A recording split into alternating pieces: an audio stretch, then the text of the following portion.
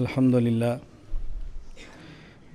لله نحمده ونستعينه ونستغفره ونؤمن به ونتوكل عليه ونعوذ بالله من شرور أنفسنا ومن سيئات أعمالنا من يهده الله فلا مضل له ومن يضلل فلا هادي له ونشهد أن لا إله إلا الله وحده لا شريك له ونشهد أن سيدنا ومولانا محمدا عبده ورسوله أما بعد فأعوذ بالله من الشيطان الرجيم بسم الله الرحمن الرحيم من أعرض عن ذكري فإن له معيشة ضنكا ونحشره يوم القيامة أعمى اللهم صل على محمد وعلى آل محمد كما صليت على إبراهيم وعلى آل إبراهيم إنك حميد مجيد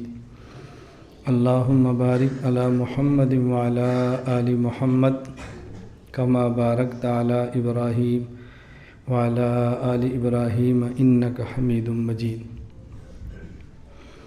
اللہ رب العزت کا بے حد احسان اور کرم ہے، اور ہم اللہ کا شکر ادا کرنا چاہیں تب بھی ادا نہیں کر سکتے کہ اللہ رب العزت نے ہمیں بغیر ہماری محنت کے ہمیں ایمان اور رسول اکرم صلی اللہ علیہ وسلم کی سنت کی عظیم ترین نعمت عطا فرمائی ہے۔ شریعت کا مل جانا یہ دنیا کی تمام نعمتوں سے بڑی نعمت ہے، اور شریعت کے بنیادی طور پر 3 اجزاء ہیں۔ نمبر 1 ایمان، نمبر 2 اسلام، نمبر 3 احسان۔ ایمان کہتے ہیں عقائد کو، اسلام کہتے ہیں اعمال کو، اور احسان کہتے ہیں اخلاق کو۔ اسلام کا تعلق ظاہر جسم کے ساتھ ہے، اور ایمان کا تعلق انسان کے قلب اور دل کے ساتھ ہے، اور احسان کا تعلق دل میں مخفی اور چھپی ہوئی کیفیات کے ساتھ ہے۔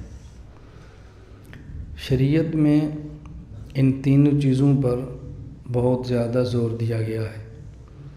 سب سے زیادہ زور ایمان اور عقائد پر ہے، اس کے بعد اسلام اعمال پر ہے، اور پھر احسان اور اخلاق پر ہے۔ عمل نظر آتا ہے اور احسان نظر نہیں آتا۔ جسے ہم اخلاق کہتے ہیں یہ اخلاق نہیں بلکہ اعمال ہیں، اور اخلاق کا نتیجہ ہے۔ فلاں شخص بڑا بردبار ہے، بڑا صابر ہے، اور بڑا اچھا ہے، مروت ہے، یہ اعمال ہیں، یہ اخلاق نہیں ہیں۔ اخلاق دل میں اس چھپی کیفیت کا نام ہے جو انسان کو اعمال پر برانگیختہ کرے اور اعمال پر ابھارے۔ تو خلق اور چیز ہوتی ہے اور عمل اور چیز ہوتی ہے۔ مثلا اللہ کے راستے میں لڑنا، اسے جہاد اور قتال کہتے ہیں، لیکن جو وصف اس قتال اور جہاد پر برانگیختہ کرے اسے شجاعت کہتے ہیں۔ قتال نظر آتا ہے، وصف شجاعت نظر نہیں آتا، شجاعت کا نتیجہ نظر آتا ہے۔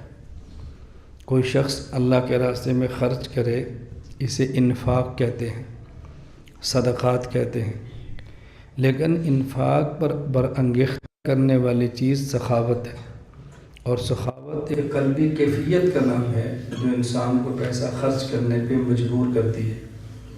وہ کیفیت نظر نہیں آتی، اس کیفیت کا نتیجہ نظر آتا ہے۔ گھر سے باہر نکلیں، نامحرم عورت ہے، اس نامحرم عورت کو دیکھ کر اپنی آنکھ کو جھکانا اسے غض بصر کہتے ہیں، آنکھ کو جھکا لینا۔ قل للمؤمنین یغضوا من ابصارہم، یہ غض بصر ہے۔ یہ غض بصر خلق نہیں ہے، بلکہ خلق وہ آدمی کی قلبی کیفیت حیا ہے جس کا نتیجہ غض بصر ہے، اور ہم غض بصر کو خلق سمجھتے ہیں۔ غض بصر خلق نہیں ہے، غض بصر یہ عمل ہے، اور حیا جو قلبی کیفیت ہے وہ خلق ہے۔ یہ جو اخلاق ہیں قلبی کیفیات جس کی بنیاد پہ انسان نیک اعمال کرتا ہے، یہ کیفیات پیدا ہوتی ہیں اہل دل، اہل اللہ، صاحب ذکر اور مشائخ طریقت کی صحبت۔ میں یہ بات اس لیے سمجھانا چاہتا ہوں کہ ہمیں احساس ہو کہ خانقاہ، اہل اللہ اور مشائخ طریقت کی صحبت ضروری کتنی ہے۔ ہم اس پہ تو زور دیتے ہیں کہ بندہ نماز پڑھے، روزہ رکھے، زکوٰۃ ادا کرے اور یہ نیک اعمال کرے، لیکن ان نیک اعمال کے محرک کیا ہیں جس کی بنیاد پہ عمل کرنا آسان ہوتا ہے؟ وہ ہے صحبت اہل اللہ۔ یہ جو آپ نے کئی بار فارسی کا شعر پڑھا بھی ہے اور سنا بھی ہے کہ یک زمانہ صحبت با اولیاء بہتر از 100 سالہ طاعت بے ریا، کہ آدمی 100 سال تک خالص اللہ کے لیے اور اخلاص کے ساتھ عبادت کرے، اس سے زیادہ بہتر ہے 1 ساعت، 1 گھڑی اہل اللہ کی صحبت میں رہنا۔ اس کی وجہ یہ ہے کہ بے ریا عبادت کرنے والا کسی وقت بھی پھسلتا ہے، اور اہل اللہ کی صحبت میں رہنے والا، التزام کرنے والا یہ پھسلتا نہیں ہے۔ تو صحبت اہل حق یہ بہت بنیادی چیز ہے۔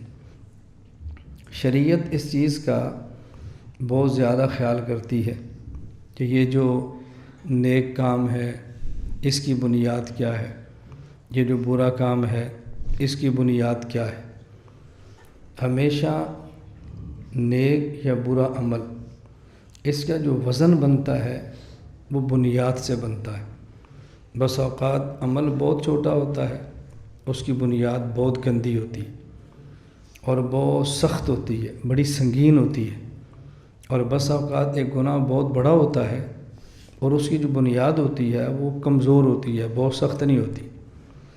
اس لیے بس اوقات دیکھنے میں چھوٹا گناہ یہ دیکھنے میں بڑے گناہ سے بھی بڑا شمار ہوتا ہے، بس اوقات یہ بہت بڑا گناہ شمار ہوتا ہے۔ اللہ ہمیں ان باتوں کو سمجھنے کی توفیق عطا فرمائے۔ لا الہ الا اللہ، لا الہ الا اللہ، لا الہ الا اللہ، ما لنا رب سوا۔ لا الہ الا اللہ، لا الہ